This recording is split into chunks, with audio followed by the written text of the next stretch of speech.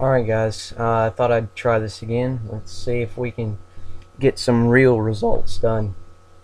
So without further ado, my first redub of Thomas's Christmas party. Here we go. It was Christmas on the island of Sodor, and all the engines were working hard. Thomas and Toby were busily carrying people and parcels up and down the branch lines. Everyone was happy. Only the coaches, Annie and Clarabelle, were complaining. "It's always the same before Christmas," they groaned. "We feel so full! We feel so full!"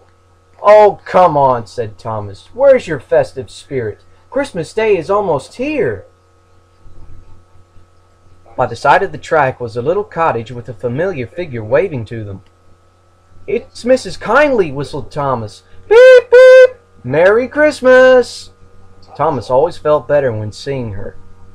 Christmas just wouldn't be Christmas without Mrs. Kindly, he said to himself. When work was over, Thomas went to see the other engines. All their coats had been polished. "Huh," said Gordon. "Just look at us. Your driver will have to work fast to get you as smart as us."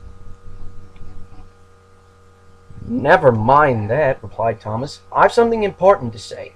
Do you realize it's been a whole year since Mrs. Kindly saved us from a nasty accident? You remember where she was ill in bed and—" "Yes, of course," interrupted Edward. "You told us how she waved her red dressing gown out of the window to warn you about a landslide ahead."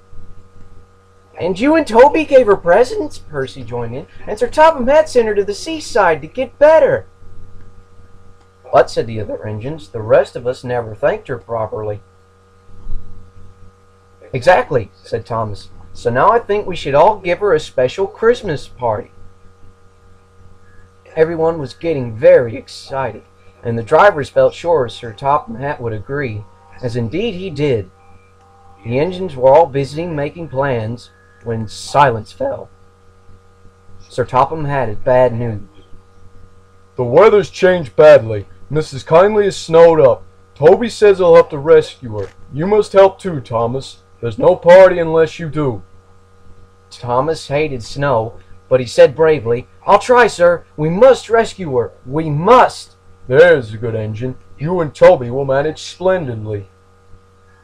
Thomas charged the snowdrifts fiercely. Sometimes he swept them aside. Sometimes they stuck fast, and the men had to loosen them.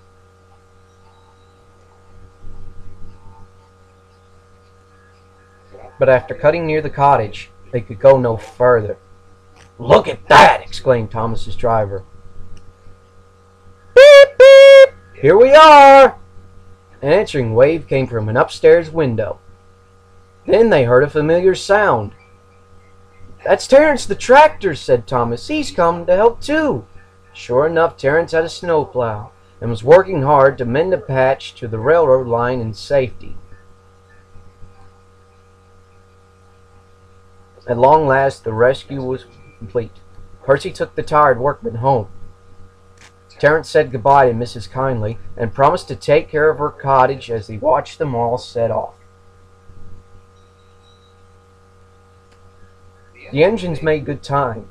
No more snow had fallen, but the yard was dark. There was no one to be seen. Thomas's heart sank. Suddenly, all the lights went on. What a marvelous sight awaited Mrs. Kindly. "Well done," said Sir Topham Hatt. "I'm really proud of you all." Mrs. Kindly especially thanked the smaller engines. "Thomas and Toby are old friends," she said.